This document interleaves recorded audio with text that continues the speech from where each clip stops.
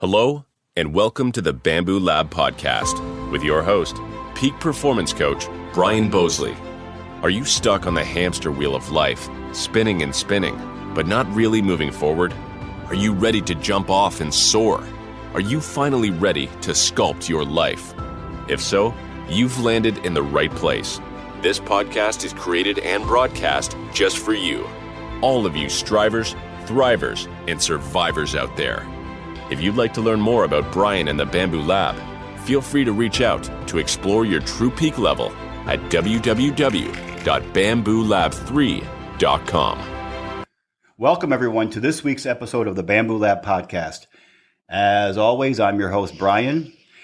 And I got to tell you, a couple of weeks ago, I got a Facebook message from a friend of mine, and she said, hey, we worked with this author, and we'd love to have you interview him on your show. And I get a lot of those, and a lot of times they don't turn out what I'm expecting. Sometimes they do. You luck out. So anyway, I right away reached out to this particular gentleman, and we had a good conversation on the phone a few days later. And I've been so excited, and I told one of my clients this morning, I'm so excited for today's interview. We have a gentleman on today that has worn many hats in his career. I mean, he's a retired senior Air Force officer. He was a CEO of a information IT company. He was a pilot, now soon to be retired commercial airline pilot. He is an author and is a PhD in organizational and industrial psychology. I mean, that's 5 lifetimes for most people right there. So without further ado, my new friend, Ray Phillips, welcome to the Bamboo Lab podcast. Well, Brian, thank you so much. And I'm just very excited to be here. Hi.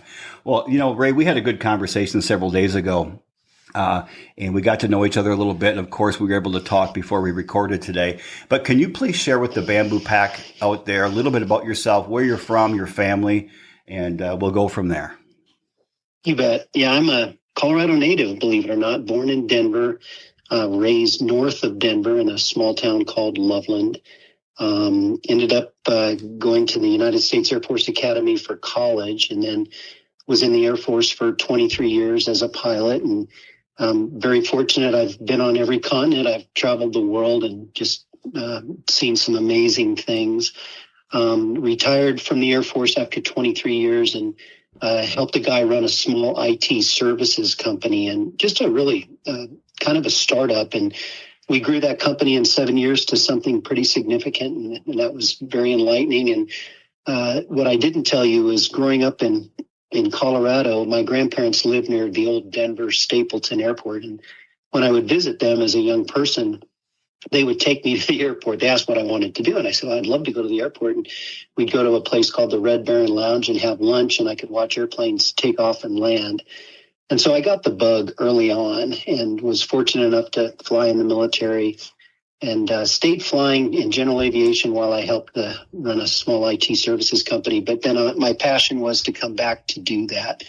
So I just am about to finish a 12-year career as an airline pilot and have just adored flying. I was telling somebody today, it's embarrassing, and they said you shouldn't be embarrassed, but it's embarrassing when somebody says, well, how long have you been flying? And I used to, 15 years ago, I say, oh, yeah, I've been flying for 28 years, and I felt really proud about that. Well, now it's over 40, and so 40 makes me sound very mature, and I fly with a lot of new first officers that I could take 40 and cut it in half and add 2 or 3, and that would be about how old they are. So I'm blessed because I get to be in a mentorship and share some of that knowledge with them. But I've just enjoyed all the different things that I've been fortunate enough to get the opportunity to do. And then, so I know this, but the audience doesn't know this, that you are on this, I'm going to call it your final flight right now, or not right now, but this next few days, right? Yeah, in fact, it's kind of a neat thing. So what you do as you approach that, and for me, it's a mandatory retirement at age 65. So my birthday is on the 12th of June. So it's not too far away. It's 9 days from today. And so I've got a last trip set up. And what is really kind of a neat tradition is as you get ready for your final flight, they'll do a celebration, a gate celebration. And so I've had a wonderful day today because I flew from Phoenix to Denver. I got to the gate in Denver and we had a water cannon ceremony where 2 fire trucks are on each side of the airplane, arching water over the airplane as it pulls into parking. And I had my family and friends and everybody out there. And so it is the culmination in a perfect way of that aviation career. And I tell other people, the 3 things I've done, the military, the CEO, and this, I've always left the table hungry. I certainly would love to do more, but I'm leaving the table hungry in each case, and that's a good thing to do. Man. Well, then you went on to become an author, or you've been writing. I know. So as everybody knows, Ray has written 2 books so far. One is called The Joy of Leadership, and it's Finding Joy in Leadership. Finding Joy in Leadership, yeah, and Finding Joy in Your Golden Years, which is your newest book, isn't it? That's correct. Yeah, the story of the authorship is a little bit of a kind of a explanation of how I got there.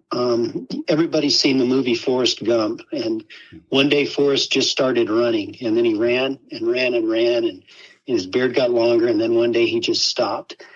And that's kind of what happened to me. When I was about 45, I decided I would run a marathon, and so I trained for that. Excuse me, and then I ended up running that marathon, not doing as well as I wanted to do, but deciding that I could do better. And so for the next 10 years, pretty much from 2004 till 2014, I was running marathons up to almost 4 to 5 a year and out there running 40 miles a week. And I share that only because when you do that, you do a lot of thinking.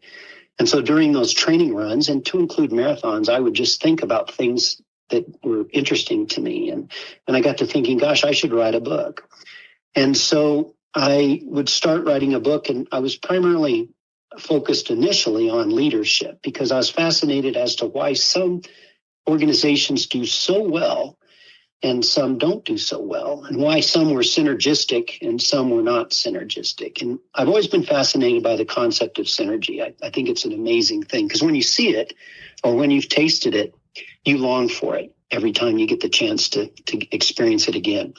So I had written a couple chapters, and I came back from a training run, and I was sharing with my wife that I was going to write a book. And the reality of it is I just couldn't get past a couple chapters, and I just didn't think I had the ability. So this went on for a while, and one day I shared again with her my concerns and frustrations. She said, well, you should go back to school.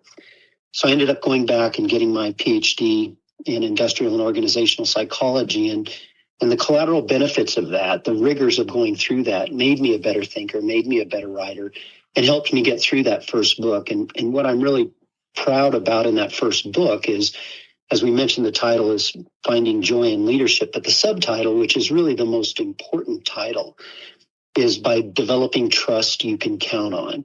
And during my PhD research, I came up with a process for building trust that explains why some organizations are synergistic and why some organizations are not, why some are successful and why others are not. And so really delighted by that. And then that sparked me into the next book. After that book had done very well, I'm approaching retirement. So I thought, what better way of therapy for myself than to write a book about how to discover joy in your golden years. And so that was the impetus of that book.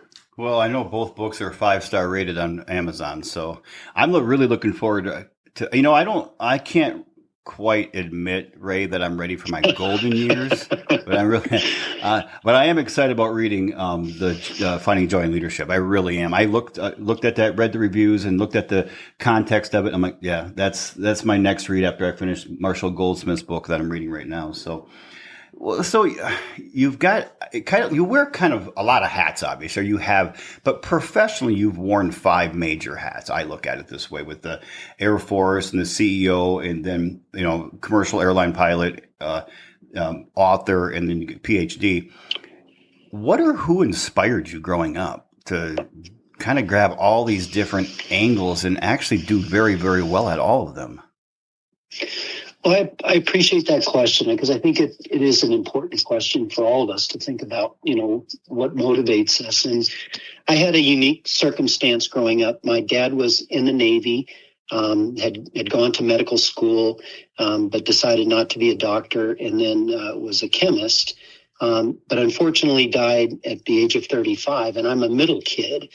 And so I have an older sister and a younger brother. And when my dad would go to work, he'd always look at me and he'd say, "Okay, Ray, you're the man of the house. You take care of your mom and your brother and sister." And so I was only 9 years old when that happened. But it's interesting to me, and I bring it up because I think it was impactful. The fact that he said he charged me with taking care of my mom and my brothers and sisters at an early age kind of imparted on me that it was really important to do that, and important to make sure that you did the best that you could do to provide and take care of those people. And so that certainly was influential, and that's a very serious story. But let me go to a counter story that's very influential as well. So I was a big basketball player growing up, and that was, in fact, my sport. And so while the listeners may think, well, that's really honorable, Ray, that you were the man of the house and took care of your brothers and sisters and mom, what I'm about to tell you will let you know how normal I am and how flawed I am. And so as a basketball player, I got a big head, and I thought it was about me. I was a pretty good athlete. And in fourth grade, when I was playing there, I was at a Catholic school, and I got to play in fourth grade. And I had a coach, a man named Bob Miles. And I had a bad attitude. I just did. I was prideful. I thought things were for me and not for the team. And I remember one day Bob Miles sat me down in the gym on a lunch bench and told me that this was not about me, and that if I couldn't change my attitude, I no longer needed to be on that team, that I needed an attitude adjustment, and that the greatest gift was in giving and not receiving, and thinking that things were about you rather than thinking about what you could do for others. So that was pretty significant, and that was in fourth grade. And so my dad empowering me, Bob Miles giving me a reality check, and then my gift, my true gift, was a man named Charles Smith, who I was fortunate enough in my teenage and formative years. I ended up mowing his lawn and digging post holes and doing all the manual labor stuff. And they had two young boys, younger than me, 6 years younger, and I think 8 years younger. And my sister, my older sister, used to babysit in the neighborhood, and that's how she earned her pay. And I thought that was a pretty cush job. And so one day Charles Smith came up to me, my next door neighbor, and he said, "Hey, do you babysit?" And I go, "I don't know. I'll find out and let you know." So I went home and I talked to my mom, and I said, "Hey, Mom, Charles wants to know if I babysit. I don't know if I babysit or not." And she said, "Well, you could. What is, how old are the kids, all that stuff." So long story short, I ended up taking care of his kids and really mentoring. He mentored me, and collaterally I was able to be a big brother to them. And he was so important in my formative years. He's the reason, if I really narrowed it down, Brian, Charles told me one day, he said, "Ray, attitude is everything." Mm-hmm. And I internalized that. And so thank you for the comments on 5 different roles, but 5 different roles have just been a blessing, because I truly believe that attitude was everything, that it was a privilege to get to do these different things, and that hopefully I could make a difference in others' lives by my attitude and hopefully help them as they helped me. Wow. So right now I'm going to ask you some questions about your books. Okay. Because I really want to get into those. Now, as I said, I'm a little more interested in the leadership one, but I know there's a lot of people out there who are going into those golden years of life, and there's a lot of wisdom you've acquired in actually you kind of going through that with looking at your career, in commercial airlines coming to a tail end, as well as doing the research you've done in the book. I want to ask you, because I want to give a shout out right now to 2 people, Simon and Lorena from Simon Golden LLC were really instrumental in helping you get that second book written. And they were the ones who referred you to me, and I've gotten to know them when I was living in Grand Rapids. So can you tell us a little bit about the experience? Maybe spend 30 seconds giving them a shout out and how that process worked for you, because I too am curious about using somebody to help me get my book taken care of. Absolutely. I had mentioned to you before we started our podcast, and I think it's worth sharing again, that I had written a book and I did not have a book coach. And so I felt like, I could do this again. And just like anything, the more you do it, the better you're going to get. But Simon has an incredible marketing plan. And quite honestly, Lorena is really behind a lot of that. And so he reached out to me and on LinkedIn, I believe. And so we started a conversation, and just really interesting talking to him. And he just has a proven process for making books interesting, readable, compelling, and he has the reader in mind. He clearly understands what readers are looking for, and he doesn't keep an author from producing what they want to produce. What he does is he allows the author to produce what they want to produce and make it so readable and so enjoyable that the book will most likely enjoy great success because of that. So absolutely, couldn't be more pleased. If I probably will write another book. And if I do, I absolutely work with Simon and Lorena again. Well, good. So anybody out there who's an executive or an industrial leader who's looking to write a book, maybe you don't know how to put the words to paper, you can't seem to find the time, please go to simongolden.com and research what they have to do. Because I can tell you, I've not used them, but I've heard obviously from you great things. And I know them as individuals. They are top-notch people. So shout out to Simon Golden, LLC. Okay, so you're writing this last book. And you were writing this book, Ray, knowing that you're going into those golden years yourself. And like I said, your airline career was kind of tailing down to where you are now, going on to your next phase. What were some of the great learnings you learned in researching the book and writing the book?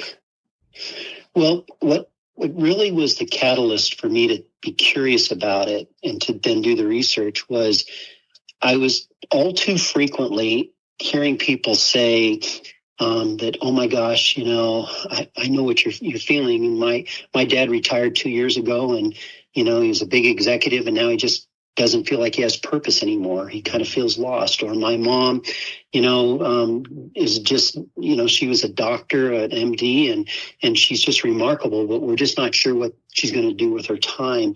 And I thought, that's really interesting. And then I could completely relate. I could empathize, because I go, whoa, purpose is a big deal, and feeling relevance huge. And so I did a lot of research, and it ends up that, there's studies out there that basically say, and it's not a huge number, but it's more than the average. It says almost 56% of people retiring don't have a plan for how they're going to spend their time. Now, most people are just phenomenal about financial planning, because that's an expected practice, and you work so hard so that you have the freedom to do what you want to do when you retire. But isn't it ironic? You have that freedom, but you may not have a plan. And so after doing the research, I just said, well, what are the components here? And just to kind of highlight those briefly is it's fascinating that in our formative years in junior high school and high school, we're really trying to figure out who we are. And we're really curious about that. And in junior high and high school, we start doing that. Then we go off to college, and now we're refining that a little bit, and we're starting to figure out who we are. And then we pick a major. Everybody wants to know what your major is, because they want to know what you're going to do. And you may not know.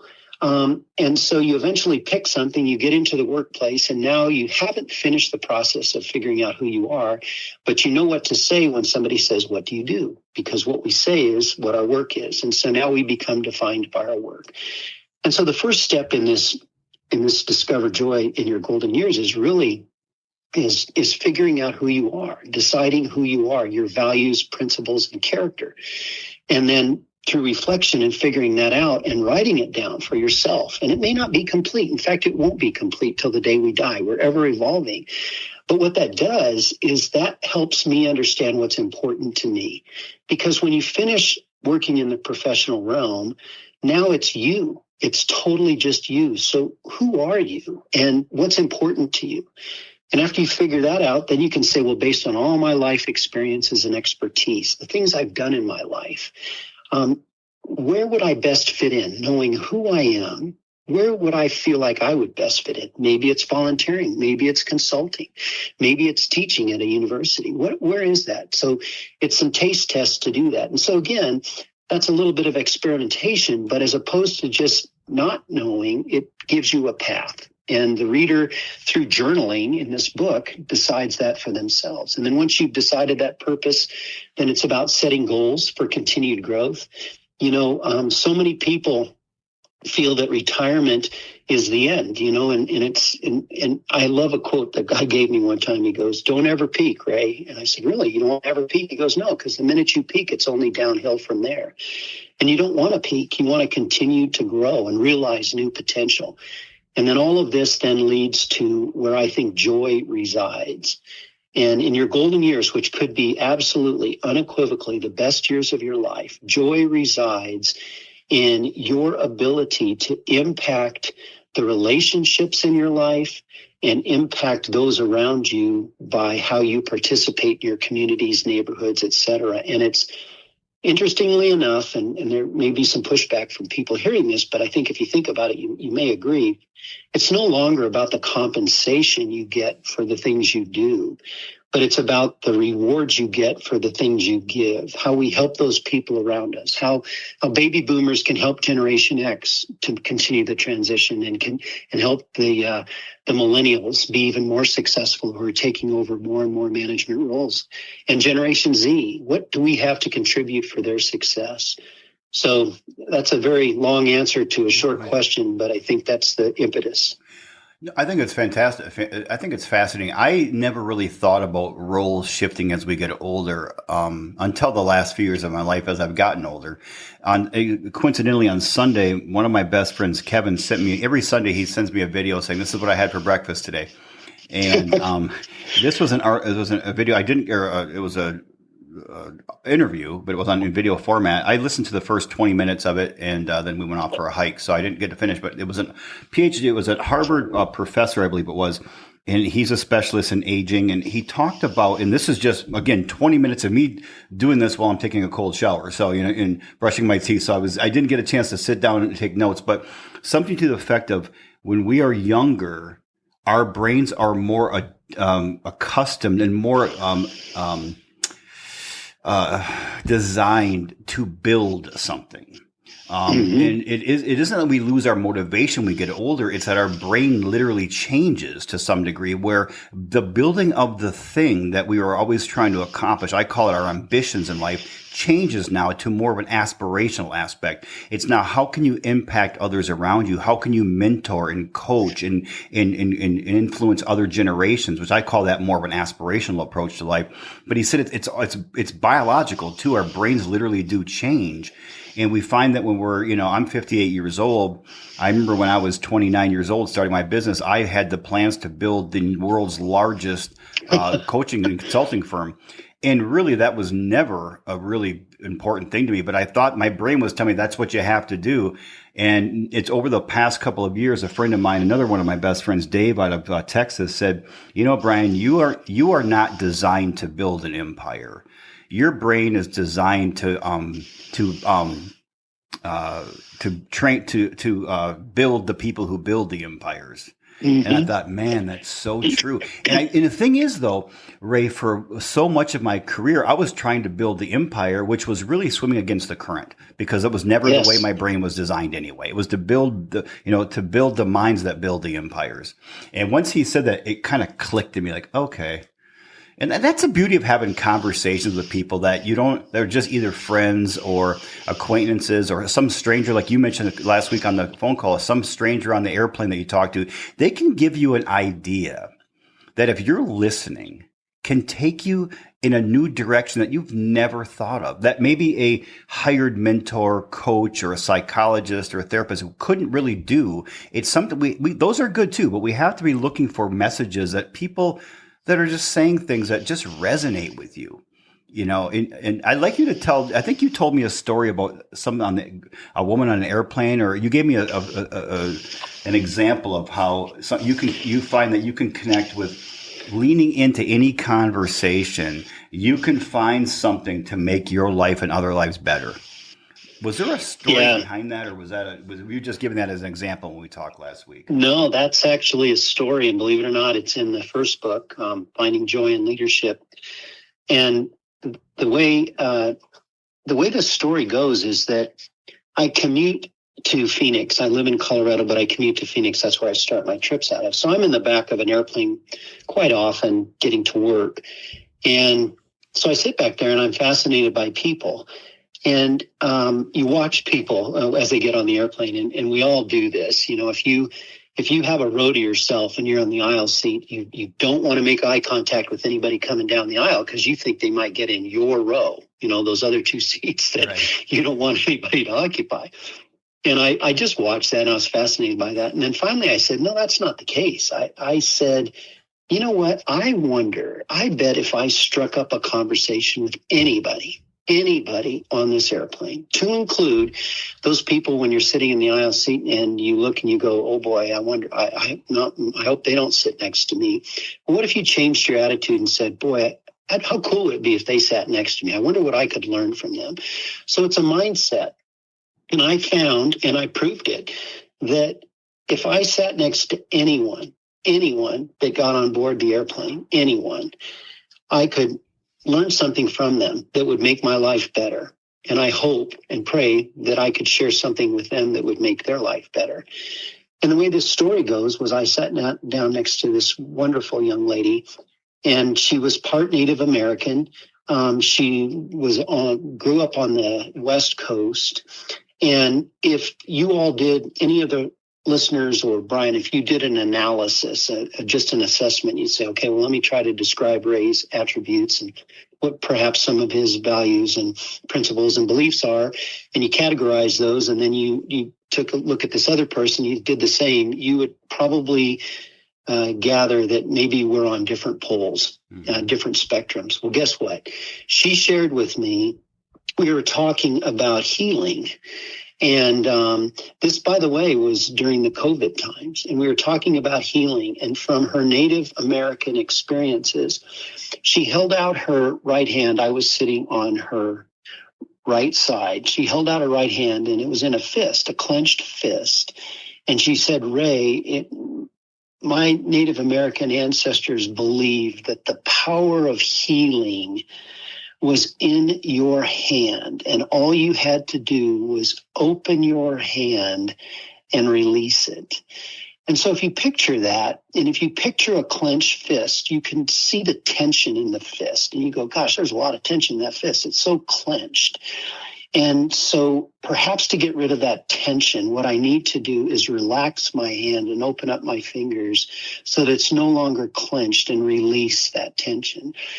And that illustration that she gave me, and it really went beyond the tension. It went beyond a belief, and it was deeper certainly than that. But I use that example in my first book because there's so many times that we're in our own way. We're creating beliefs or tensions that are of our own doing. And perhaps if we want to make a difference in the things that matter, we just need to release that tension and open up our perspective, open up our aperture to look at things from a different point of view. And I just thought that was remarkable. And I cited her in the book. And I told her I would. I said, if you don't mind, I'd like to use this in my book. And she said, of course. And so the point is what a beautiful thing. What if we viewed everyone, to include, again, I spent time in the airport. I never, and please, I'm not saying any of this for any gratification of me. I'm saying it to make the point, but I never miss the opportunity to thank the person cleaning the bathrooms because, gosh, if I got to talk to them, they'd probably share something with me that would make my life better. And I hope I could do the same for them. And there's just a lot of people out there that are invisible or feel invisible, and we need to make sure they know they are visible. And you can even, not only is that good for the soul, and it is, but it's also designed to make your life better because there's clues out there if we'll just open up our aperture and try to find them. That's beautiful. You and I talked last week. We were on this subject for a few moments.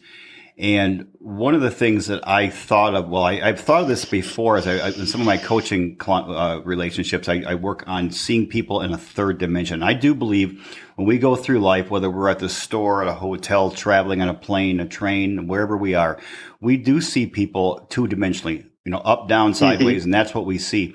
But when you get to spend some time talking with them in a healthy, mutual good, just a good, solid conversation. You see beyond what you see. You see that you see into the depth of them, and you see them in a third dimensionally now. It's like putting 3D glasses on. And I remember one time I read a book, and now I'm going to have to, and I've had Gwendolyn Bounds, Wendy Bounds on the podcast twice. She's written a couple of fantastic books. Little Chapel on the River, I think, was her first book. And I hope I'm saying that right. I've read it twice. And it was a book about she and her partner when 9/11 hit, they had their apartment and their apartment was destroyed. So they went up to upstate, New York, and they just stopped at this little tavern, little Irish bar, and ended up staying there for quite a while. I mean, in the community, and would go in this bar and just got to know all the characters in the bar, all the people. And she wrote this book about them. And I remember, wow, I'm thinking, oh my goodness, how many times have I driven by a tavern or a school or an office building or whatever it might be, and just drive by, not really realizing the life that goes on behind those doors. And I remember after I finished the book, Ray, I was driving to the Grand Rapids airport to fly out somewhere for work. And I remember driving by kind of a wetlands area on Patterson Avenue in Grand Rapids, Michigan, on the way to the airport. And there was a wetlands area. And I looked at it thinking, okay, here's another example. All the life forms that are in that wetlands, the frogs, the fish, the birds, the weasels, the groundhogs, whatever, the muskrats. And how that was just an example of how many times we just go through life not seeing anything beyond what we see in front of us. We don't look to, our peripheral vision is very weak, and we don't look to our right and to our left and up and down, and we don't explore those other avenues of life, those relationships, those other communities, those other cultures, whatever it might be. And when you do, and you do it with an open heart and an open mind, there's so much power to that. And 4 years ago, you never would have convinced me of that. Well, the book was the catalyst when I read Wendy Bounds' book. But it was really the start of this podcast, thinking how many amazing people. You're the 145th episode in 3.5 years of this show. And every person I have learned something from. And many of them have become really good friends of mine, people I'd never heard of prior to interviewing them. And I'm like, everybody has a story. Every single human being has a story that we could learn from. We could teach them. They can teach us, and we can make the world a better place by the story, experience, and wisdom that they have in their brains. And I think that's so powerful. I loved when you were saying that last week, that story of the lady on the plane. You know, what's interesting. I noticed, Ray, like 4 or 5 years ago, I was having a hard time sleeping, and I noticed that my hands were balled up and like not clenched fists, but they were balled up, and I just opened them up, and so almost every night I have to consciously open my fingers up and let them relax, and it's instantaneous for me anyway. I get more relaxed, and that's how I fall asleep. So to play on what she said about healing. And I think that just also, it's symbolic of opening up your heart and opening up your mind too, yes, and opening your eyes. Well said. Totally agree.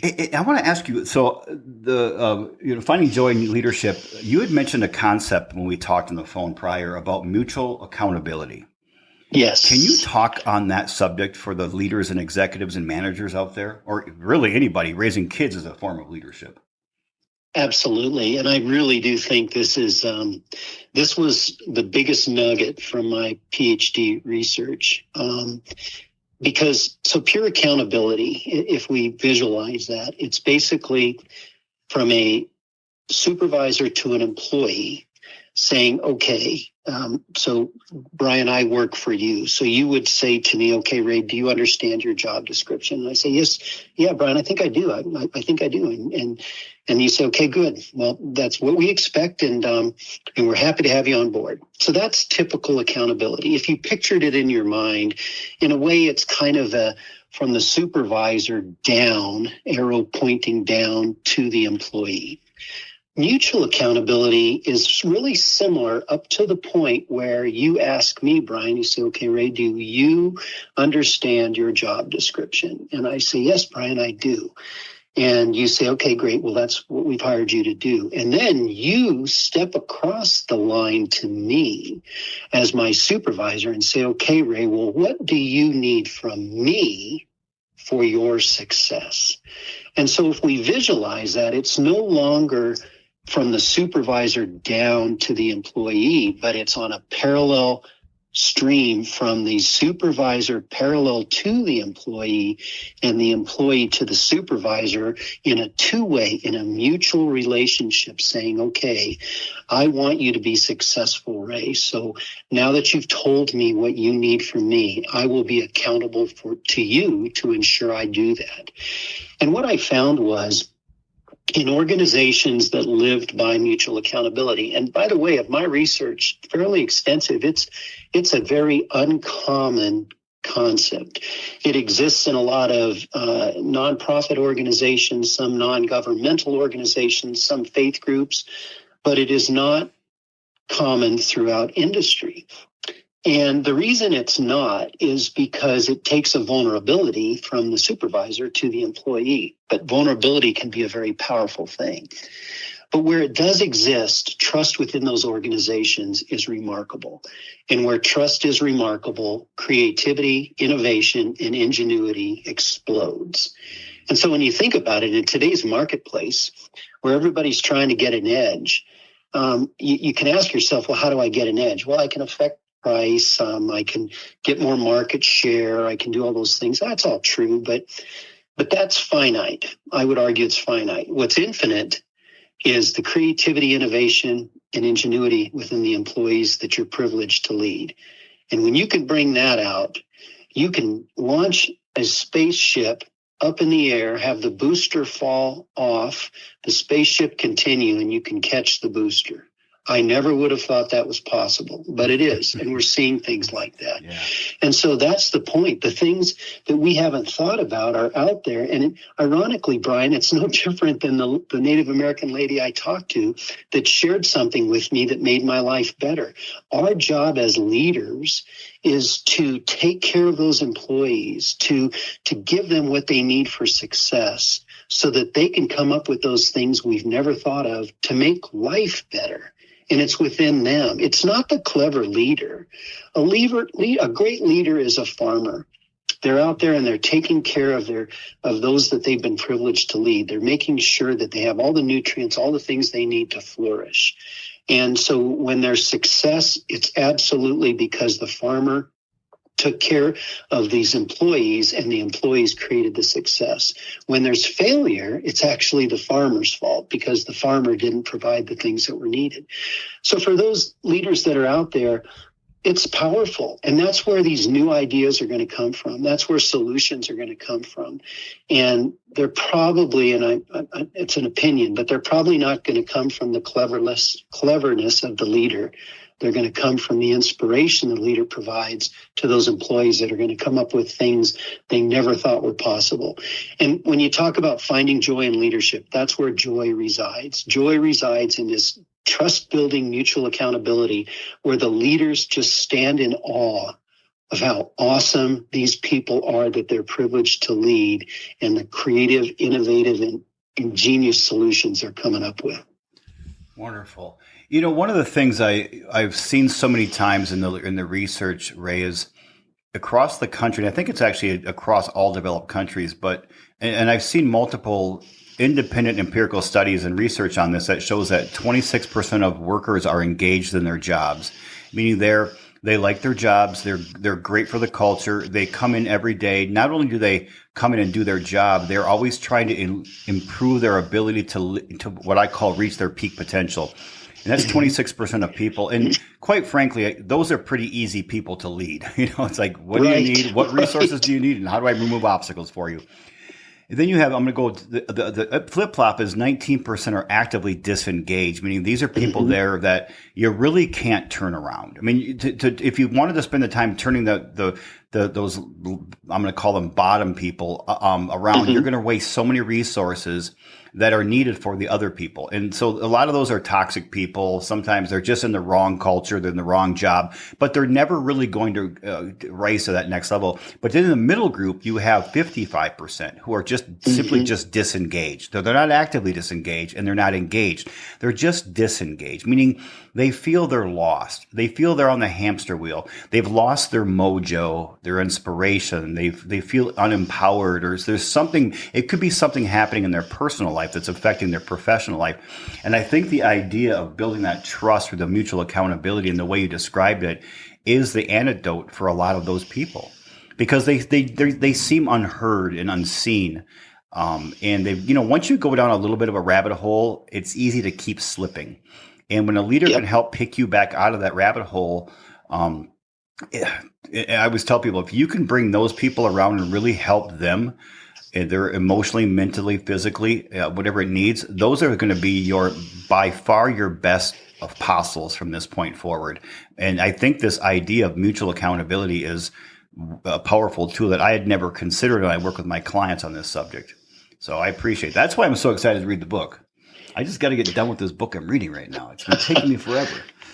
You know what I started reading, Ray? I finished a book called The Rogue Warrior. The guy who started SEAL Team 6, which is a pretty dark read. Yeah. It's a good book, but I gave it a 3-star. It wasn't a 5-star for me, but it was a 3-star. But I was interested in the subject matter. But I got done. I'm like, I need to read something light that takes me away. So I started reading book number 5 of Harry Potter, the Order of the Phoenix. Man, and I'm just loving it. I'm just loving it, man. And I read the other ones years ago, and then I stopped and went on to some other things. But it's good to come back to a lighter book every once in a while. Absolutely. So I'm going to include links to both of the books in the show notes today, folks. So please click on those. I'll include the ones to Amazon, but if you shop somewhere else, please look for both of the books that Ray has. The Joy of Leadership and the Joy of your Finding Joy in Leadership and Finding Joy in Your Golden Years. Just based on what I've learned about Ray and having conversation with Ray the last couple of weeks, I know they're going to be great. I'm not quite ready for the second one though, Ray. I'll give you a couple of years, man. That's fair. Absolutely fair. You know what's funny, though? I've had a couple of people who are in the financial world, which is a lot of my world, is coaching, financial executives or financial advisors and things of that nature. And I've had a couple of people in the last 3 or 4 months who have been doing this career of financial advising and counseling and planning for several decades or a couple of decades or more, who are now looking at this idea of, I kind of want to get out of this and I want to go start doing something more and helping these people as they transition to retirement, and not financial, but, give them some game plans, some guides. So I recommended it to one of my best friends last week who mentioned this a couple of times. I said, hey, I've got a guest coming on next week. I'll send you the podcast as soon as we're done, but his book would be a really good resource if that's something you're interested in. And even for all you financial advisors out there who are working with people who are looking at retirement soon or maybe are retired, this could be a great book to understand what they're going through and help them to formulate a plan and not a succession plan, but to formulate what's their purpose, and what do you do now? Because to me, you've helped these clients grow for decades to get to retirement. Now they're there. You can't just drop them off at the bus depot. You got to keep them going. You got to help them with, what do they do next once they do retire? Because, I think a lot of people envision, Ray, is looking at, I'm going to retire, I'm going to golf, I'm going to do, but the things, and a friend of mine, Chuck Wackendorfer, was on the podcast a few months ago, and he said the things that we like to do, and I'm going to butcher how he said this, are not the things you want to do every day the rest of your life. Mm-hmm. It's like, yeah, you might love to golf, you might love to sail, but when it's something you start to do every day and that's all you do, it takes away a lot of the energy from that passion. And I think you're right. And again, 10 years ago, you never would have convinced me of this, but now I'm a full firm believer that so much of our purpose is what we give back to others. You bet. It really is. When you do something for others, it's, and maybe when you're younger, you don't see that. And maybe that really isn't a part of your purpose. But when you talk to anybody who is 50 or older, what you hear so much more of is, I just want to help. I want to serve. I want to be obedient. Yep. I want to give back. I hear that so often. And the cool thing though, Ray, I've got a couple of clients who are very young, very aggressive builders of their empires. And they say that they're doing this not like me 30 years ago. They're doing it because they want to serve other people. And I love that. I love that. Yep. And that's the key, that there's joy in that. It's so counterintuitive because, we we think that if we give too much, we won't get in return, because that doesn't seem to be intuitive, but it's counterintuitive. The more you give, the more you get. And just the joy from that is just remarkable. And to kind of piggyback on what you said, Brian, because I do want to kind of make a point of that, is that more and more financial planning organizations are now starting to realize the importance of the clients they've worked with successfully over all those years of having a plan. And I tell you all this because I talk with I'm also a retirement coach. So I talk with other retirement coaches, and I am a rookie at this. So I'm in my first year. So take it for what it's worth. But I talk with people that aren't rookies, that are veterans, and they're saying absolutely. And they're finding that more and more retirement coaches are partnering up with financial management groups to give those financial management groups the edge that says, not only are we going to make sure that you have the finances you need so that in your golden years they can be the best of your life, but we're also going to make sure you have a plan for doing that.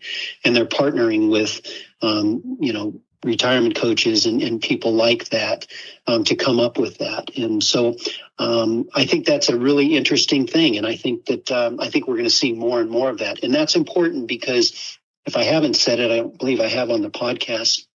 If I have said it before, forgive me for my redundancy, but with 11,000 baby boomers turning 65 today, tomorrow, and for the rest of the year and the year that follows, 1.4 million every year. That's a lot of people.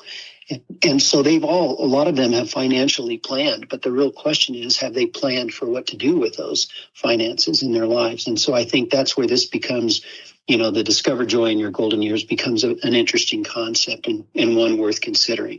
Wow. 11,000 a day. Yeah. Isn't that amazing? Well, that'll blow your mind. In 7 years, I'll be one of those 11,000. Exactly. I didn't realize that baby boomers were that big, but now I know they are, and I'm at the tail end of that, just for the record. But I am one. So I'm on the top end of Xers. I was born in '67, so I'm an older generation Xer. Yes, you're a seasoned Xer. I'm a seasoned Xer, yeah. I would just want to take a moment here before we go on to recognize our newest sponsor, Ray.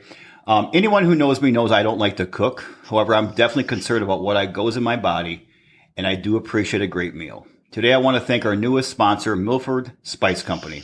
Milford Spice Company was born from a passion for sharing healthy, delicious meals with loved ones around the table.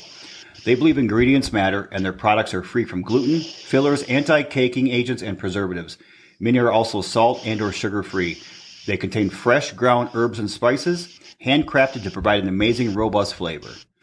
Starting in their founder's kitchen, I think 20-some years ago, they are now in retail stores throughout the United States, and their mission still remains the same: to make it easy, to make it better. So even though I don't cook at all, actually. These spices have been shipped for a while to wherever I am at the time, and my hosts are always excited to cook for me using only Milford spices. So thank you very much, Milford Spices. All right. Can I ask a personal question, Ray? Yes, right. You may. This is a question that I love to ask people because it really helps myself and the audience to kind of understand them a great deal better. And the question is, what is one of the most difficult things you've ever gone through in your life, and how did you overcome it? That is a good question. I've been blessed in my life with several challenging things to overcome. And I say that because it's true and because we learn more from those things that we're challenged by and that we do overcome. But I think my initial answer is probably the one that is the most accurate, the one that pops into my head. And that is that, and I think others can relate to this. So I was in the Air Force for 23 years, and I was very fortunate to have several leadership positions, and my career was going very, very, very well. And so I really would have left to my own devices, would have stayed in probably for 35 years, as long as they would have me. And as a quick corollary, that means I probably wouldn't have left the table hungry, and we'll come back to that in a minute. But the biggest challenge I had was after a wonderful assignment in Germany, just incredible assignment, and my wife and my two boys And we had finished. It was a very intense job for me, but very rewarding.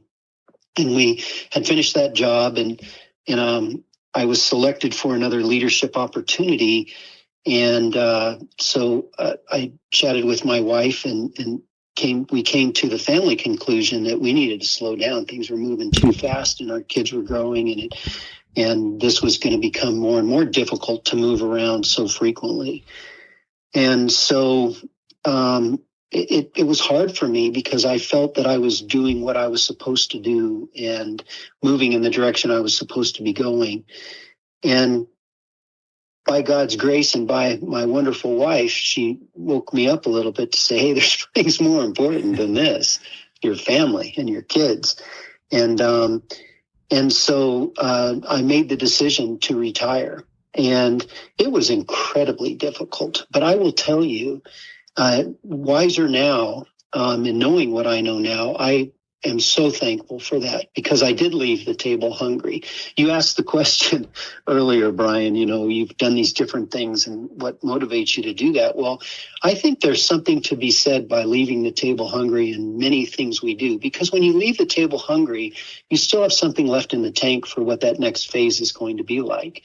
And that inspired me when I retired to run that small IT services company and then get back into the airlines and perhaps write. Maybe that's part of my passion for writing. I don't know. But what I do know is that I think it would be fascinating if I hadn't done that. The probability of me writing books and the probability of me running a company, those would be very, very low. So I've been blessed by three significantly different careers in my life.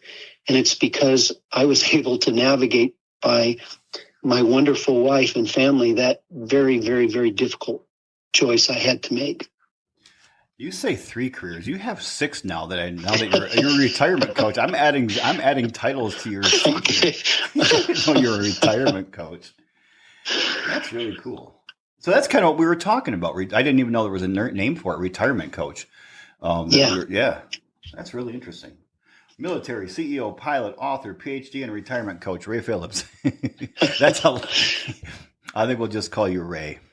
There you go. I like that the best. Ray, what do you consider in your life to be a win? That when something happens, you either are part of or you witness, you feel like, oh my gosh, that's a victory.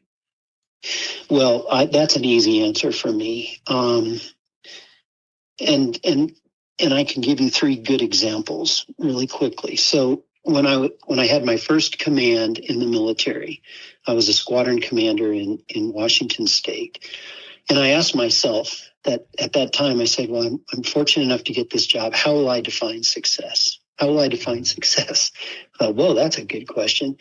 And I decided that the answer to that was if I could positively impact just one person in my organization's life by my leadership, I was going to call that success.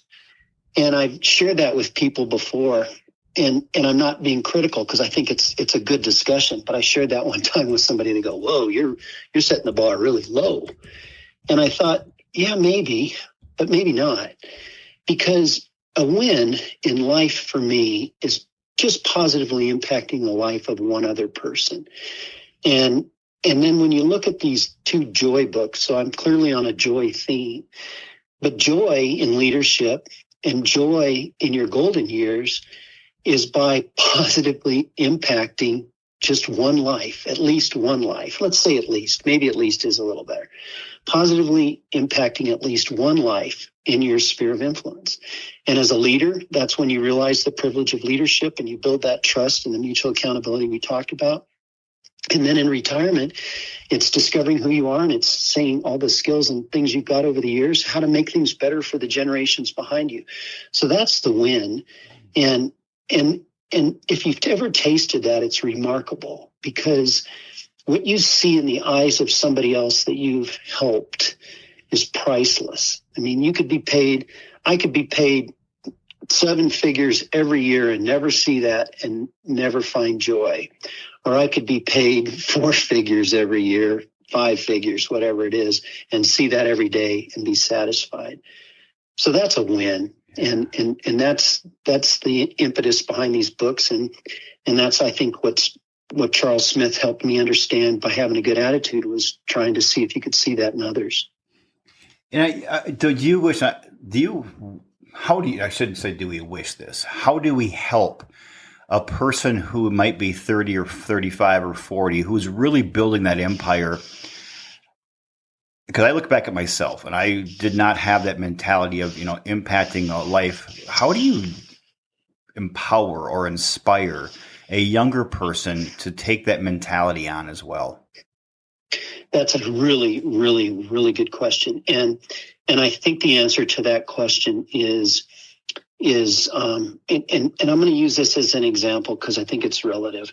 But the whole trust model that I use in that first book is about transparent communications, relational expectations, personal and professional growth, and then ownership or empowerment. And when you talk about personal or professional growth, and Brian, I know this motivated me too at those ages, because I read a book called Rogers' Rules for Success by Henry Rogers, and I lived by that book. I said, this is good stuff. And I made a little card and I followed it every day. Now, the reason I did that was because selfishly, I thought this will help me be successful. And so I think when we're in our 30s and maybe 40s, early 40s, and we've got that inspiration and all those things, I think that's where we communicate transparently and we set up a good relationship. We're building that trust, but then we ask them, well, what are your personal goals? I know what your professional goals are, but what are your personal goals? That's what's fascinating, Brian. Not everybody, but so many people talk about professional goals. Well, what do you want to do? Well, I want to grow this to X, or I want to run this company, or I want to do that. Okay, awesome. That's awesome. But before you can really understand the probability of that happening, you have to also incorporate what are your personal goals. What really gets you up in the morning and gets you pumped up? Where do you find your joy? Where do you find your satisfaction? And sometimes those are things you really have to think through and talk through, especially when we're in our 30s. I think those are hard answers to give. But I think if we can have those conversations, and then if we can marry personal goals with professional goals, that figuring out how to impact somebody's life light will come on, because that's where it comes on. We want affirmation. We want to know we're making a difference. Well, how do you know you're making a difference? And where do you get your affirmation? Well, I get my affirmation from others, or sometimes the people who work with me will say things. Oh, cool. Yeah. And so I think that's the revelation that has to occur, is that for you to be successful is not, you can't do it by yourself. It's going to have to be in a group setting, a team setting perhaps. And when it's in the team setting and you see the team win, that's where you realize, wow, that's what this is about. It's about making that impact. And that's why interestingly enough, these concepts of building trust and of deciding who you are and what's important to you are really important at any phase of life, because the sooner you figure that out, the better. Because, one of my favorite quotes, and I'm sure you've heard this, Brian, but I feel like I lived it. I didn't totally live it, but I was cautious about it. But the quote goes, be careful not to spend your entire life climbing the ladder of success only to find out it's leaning against the wrong wall. And that's powerful. And I think to avoid it leaning against the wrong wall, we've got to make sure that people understand that it's through the eyes of seeing others succeed that creates those wins. I remember that quote from Stephen Covey. I don't know. I'm not. Yep. Is that him? Yeah, it is. I'm pretty sure it's Covey. I know it's in 7 Habits of Highly Effective People. I know that, but I don't know if that was his original quote or not. But that's another one that that one stuck with me since I was in my early 20s or mid 20s when I first read that book. That's a great quote. Yeah, absolutely. I really like the idea of this marrying your personal and professional goals. And one of the things I try to get out of my clients, and sometimes it's hard, is your purpose in life. And I do a lot of talks and coaching on developing your purpose. And what I tell people is if you use the term marry, and I think that's a really good one. I haven't used that term, but let's all use it. If you can marry your personal and professional purpose and have one overreaching purpose that you can apply both to your professional life as well as your professional life, wow. It's like you turn on the afterburners when you do that. Yes. You really do. And I think that's powerful. I think sometimes people confuse purpose with goals. And I know your goals are different personally and professionally, but there should be an overarching umbrella across both of those, your personal and professional goals. That is your purpose, your aspiration of who do you want to become and how do you want to impact the world. And then you can do that both in your personal life and your professional life. I think that's when you can do that, man, that's a powerful direction to go in. Totally agree.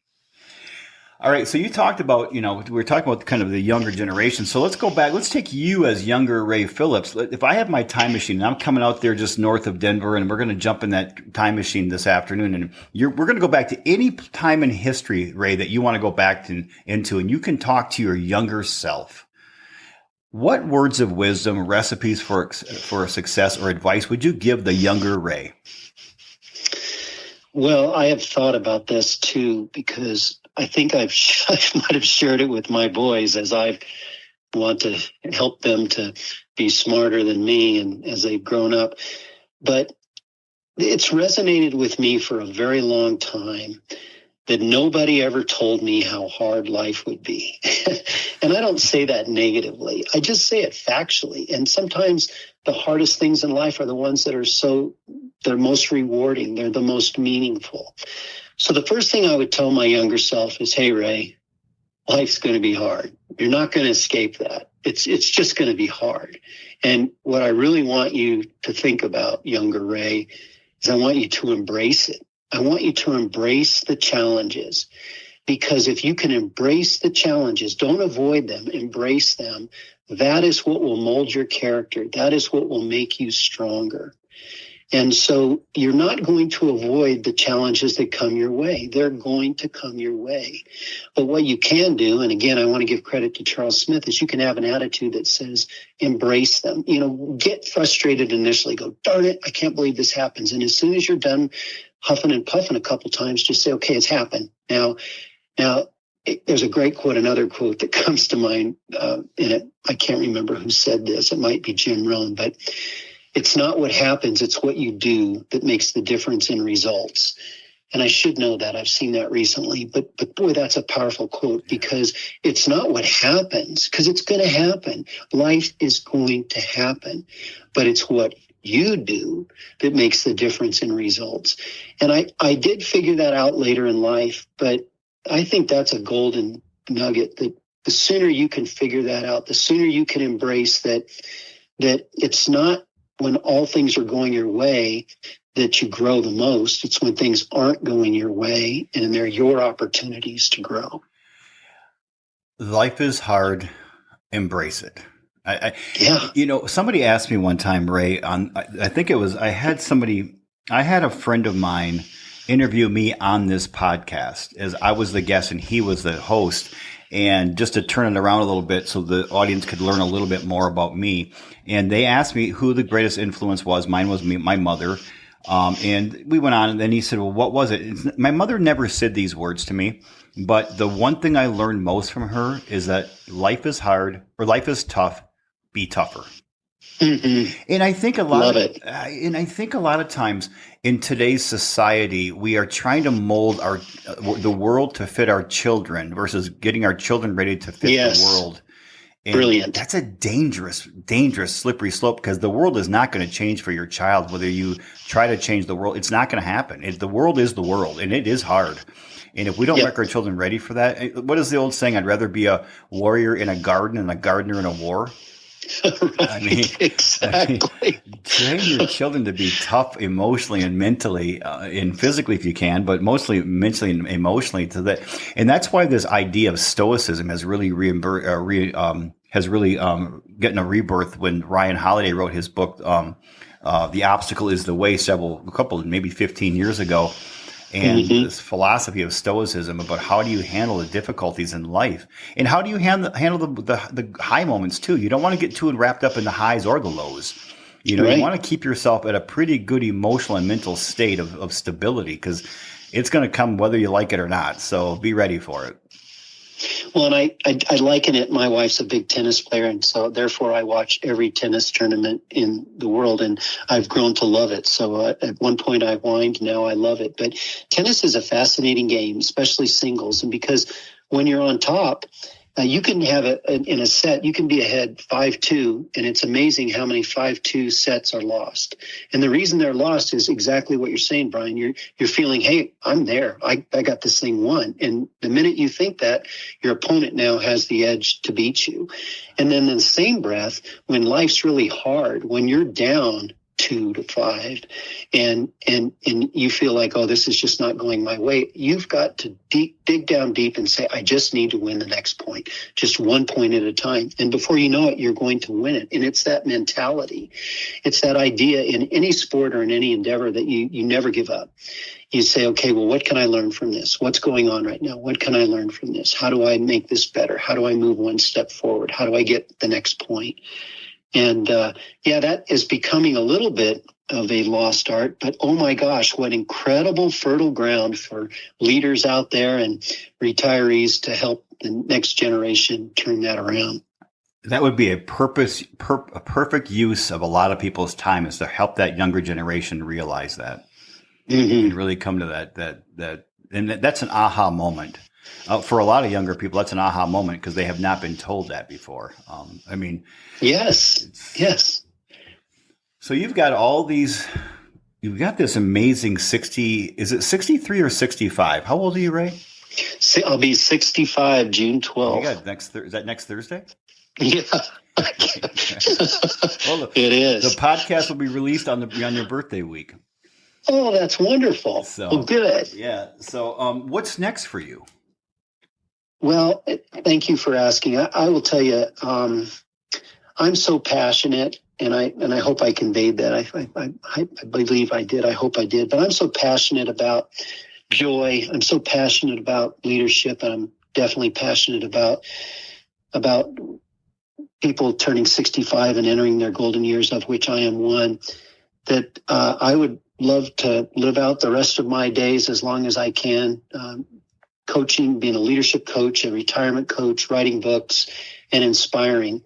And it goes back to the question you asked, what's a win for you in life? A win for me is to continue to see that look in someone's face when you've helped make their life better or make a difference. And so that's what's next for me. I'm going to continue writing, coaching, consulting, and just doing what I can do to help make a difference. Well, please do, because we definitely need you. We need you doing that. And your win is impacting one life. You're impacting a lot of lives. You impact my life, I can tell you that. Just in our conversation last week and today, I'm jotting notes down here on my side table. So, great quotes. I love that idea. Leave the table hungry. I really like that. That has a lot of connotations to me, and I'm thinking in my head, how do I apply that? And I can see so many applications for me.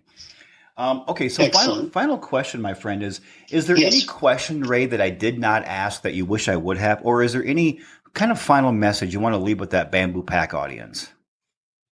Well, no questions. This was just an incredible conversation. And for that audience, I want, and I mean this sincerely, and if you get a book because it interests you, you'll see it in the book because I bring it up. I think I bring it up in the acknowledgments in the Discover Joy in Your Golden Years book. But I want every listener to know that they truly are remarkable. The challenges you've all had in your lives, the successes you've had in your lives have molded you into who you are. And you have so much to give, whether that's as a leader, whether that's as a retiree in your community.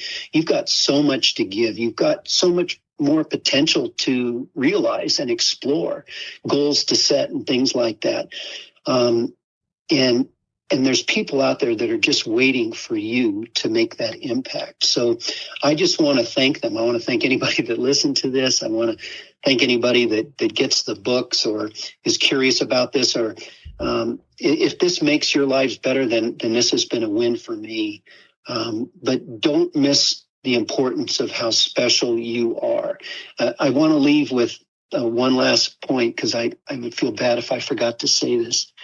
So remember, I made the big point about babysitting and meeting Charles Smith, and who was like a father to me. Right. Well, it ends up I did babysit, and I ended up having the privilege, and this is critical in light of everything I've said. I had the privilege to babysit for a Down syndrome young girl. Her name was Rita. And I don't know how that happened. I don't even know why this family decided to ask me to do that, but they did.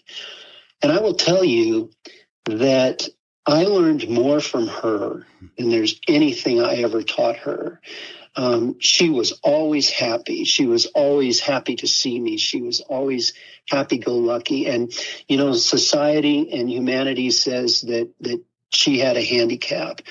And I can understand perhaps why they say that, but I will tell you that she didn't have a handicap. I had a handicap, because I didn't realize how beautiful this young lady was and how happy she could be just at her desire. So she changed my life. And so that makes the point that I've just made, that you never know, the impact you can make in somebody else's life or they can make in yours.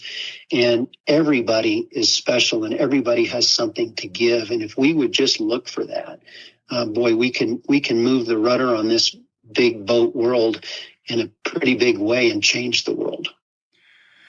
Whew. Well, Ray, I normally give a final thought after that final question, but I'm going to leave it because your answer was more profound than anything I can come up with. Well, you are a gift, my friend. You are a gift. You really are. Wow. Well, thanks, Brian. I appreciate that. I really appreciate the opportunity. Oh, please stay on the phone for a little bit when we're done here. But I want to recommend everybody, please get on Amazon, BarnesandNoble.com, or go to your favorite bookstore and find Finding Joy in Leadership and Discover Joy in Your Golden Years. Like I said, we'll have some show notes at the bottom of the show notes. You can click on those. I sometimes struggle with how to edit those in there, but I'm doing my best every time. So, but you have the names of them, folks. So get on Amazon and check them out. Ray, first of all, happy birthday next Thursday. Thank you. And Godspeed on your last few flights here before you retire officially. I hope this is a momentous cap to your flying career. Well, I appreciate that as well. Absolutely. And thank you for being one of the more inspiring and empowering guests I've ever had on the Bamboo Lab podcast. Well, I take that as an honor. Thank you, Brian, very much. It's an honor. Folks, I want to thank you for tuning in. I know all of you got a lot out of this podcast, this particular episode. Please share this with 5 people you love and care about. Let them glean the wisdom that Ray shared with us of his experiences that he's already had and he's continuing to create now and in the future of impacting lives. Staying hungry or leaving the table hungry. I love that quote. Please smash that like button, rate and review us, and again, share this with 5 people you love. I'll see you all next week, same time, same place. In the meantime, please get out there and strive to give and be your best. Show love and respect to others, and also show it to yourself. And please live with intention and purpose. I appreciate you all. Until next time.